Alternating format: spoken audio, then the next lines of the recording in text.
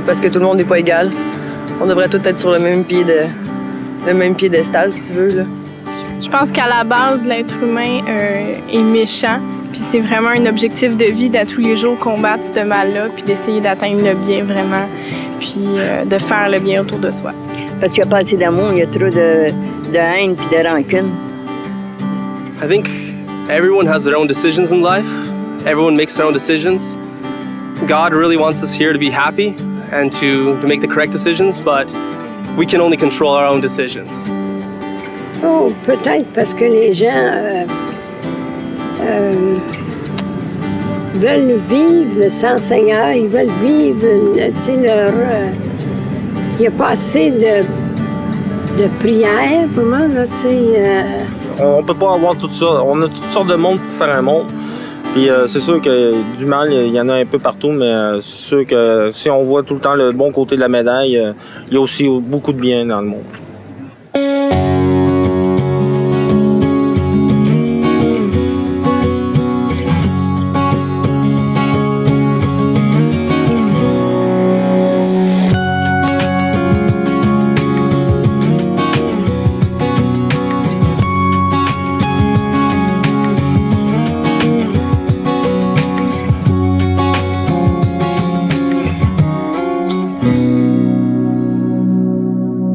En général, François, dans les différentes religions, les gens font énormément de choses pour aller au ciel.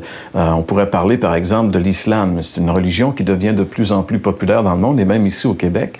Et par contre, dans l'islam, les gens ne savent peut-être pas, mais pour aller au ciel, il y a pas mal de choses à faire. D'abord, c'est une religion qui exige des prières 5 fois par jour. C'est pas le genre de prière qu'on fait parce qu'on a envie de parler à Dieu, c'est parce qu'on est obligé de les faire. On arrête là. Il y a également le séjour à la mosquée presque obligatoire le vendredi. Il y a le jeûne du Ramadan, c'est quand même 40 jours. C'est sûr que c'est un jeûne bien spécial. Oui, c'est particulier, mais quand même. Surtout au Québec, étant donné que le soleil ne brille pas longtemps dans ce temps-là. Mais en tout cas, et il y a aussi l'obligation d'aller faire un pèlerinage à la Mecque au moins une fois dans sa vie, si c'est possible. Là.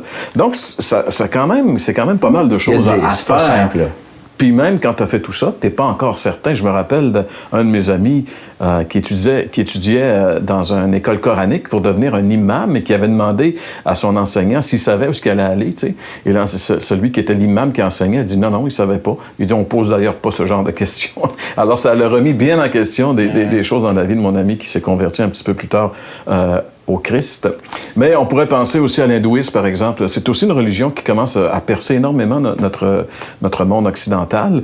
Et dans cette religion, on cherche à s'améliorer. En fait, c'est peut-être pas tout à fait une religion, mais on cherche à s'améliorer. C'est une philosophie de vie. Ouais. Et si on réussit pas, c'est pas grave. C'est pas grave.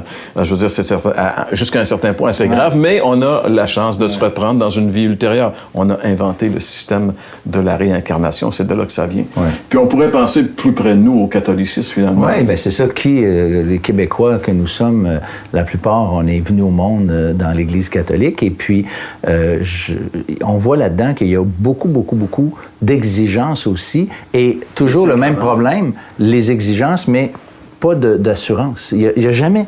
La religion, en général, ne nous donne jamais d'assurance et de certitude. Puis on dirait que pour les gens religieux, plus c'est compliqué, plus c'est attirant. Tu sais, dans le sens qu'ils cherchent une religion qui fait souffrir un petit peu. C'est le monde de la religion, mais pourtant, pour aller au ciel, la Bible révèle que c'est si simple. Si vous voulez savoir comment faire, demeurez avec nous. C'est ce dont on parle aujourd'hui à l'heure de la bonne nouvelle.